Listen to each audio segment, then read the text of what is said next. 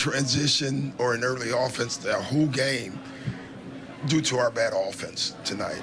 This is the first night in a long time where we just didn't play together, didn't move the ball, we forced actions. So I thought it was more of that. We had a lot of defensive breakdowns for sure, but a lot of them was in transition where we wasn't matched up because our floor balance was so bad tonight. We took so many bad shots. We had so many bad possessions that when we got back, we were never matched up, and they took advantage of it. And listen, what did they have? 3-4 days off after losing by 50? What was the odds of them playing poorly? 0. But you still can come in and win the game. I guess, what do you feel like led to that offensively? The fact that you guys did have poor floor balance. Yeah, give them some credit. You know, maybe they played hard. They did a lot of switching. I just thought it was us. You have games like this. You do. I'm not going to make a big deal about it. We'll watch tape. We'll show the guys, and we'll get better. Doc, third quarter, however, 19-5 run to start. Yeah. So there's a defensive element there. Did you like leaning into the bigs, like Giannis attacking? Brook gets his only 2 baskets. But what did you see to get? Okay. We moved the ball. Again, I'm telling you, in that first 7 minutes in the third quarter, our ball movement was flawless. We scored every time, and so when you score, you're allowed to set your defense. And then we played good defense.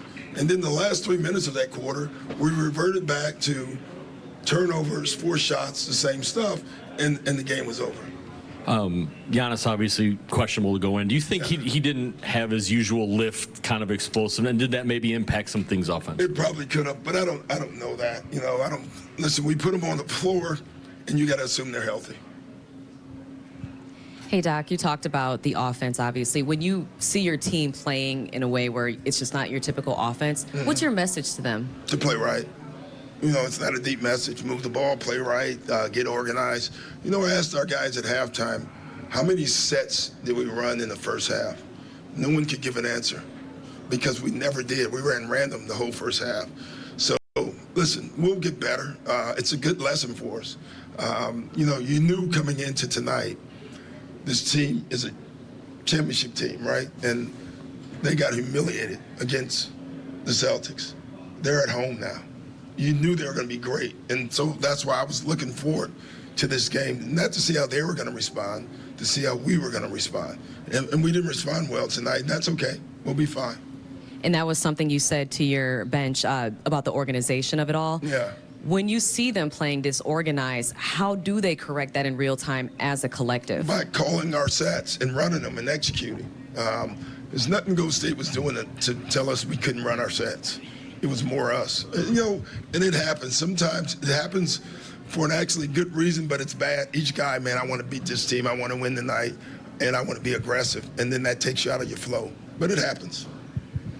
It sounds like, I don't know, you kind of just want to, like, flush this game and sort of move on. Like, how do you just approach? No, this is not a flush game.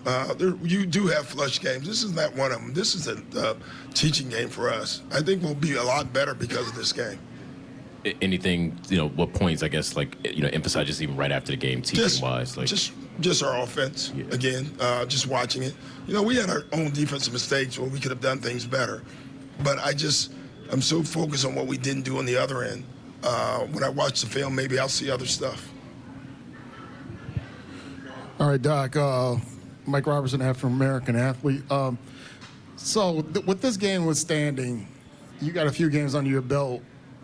How do you feel about this post that you have, being that you came up from Maywood, Illinois to Marquette, and then you shared the arena with the Bucks, and now you're coaching this team. So have you had a chance to sit back and say, wow, I can't believe this happened?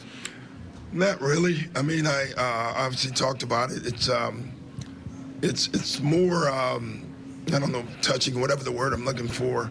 It's meant more to me than I thought it would, I will tell you that. You want to shepherd this team even more so because of that.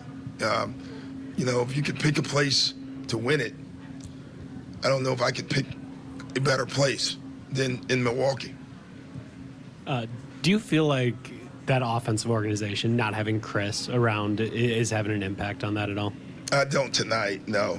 Obviously, Chris is a great settler at times. He's also our voice of conscience at times. when he sees you out of whack, he's the one guy in the 3 games that I had. You could see him. All right, guys, let's get back to playing the right way. Tonight, I don't know if they would have heard him. You know, everybody was just going so fast and so aggressive that we got out of kilter, and that happens. We got off kilter. I'm curious. To start the game, you were telling we got to keep the pace going. Yeah. What's the balance between let's keep the pace going and work through this versus let's take a quick timeout and try to settle it? It's no science to it. You know, the one time I let it go, they went up and then we cut the lead. The problem is if they have 5 of those, you're out of timeouts. You know, so at some point you got to let your guys play.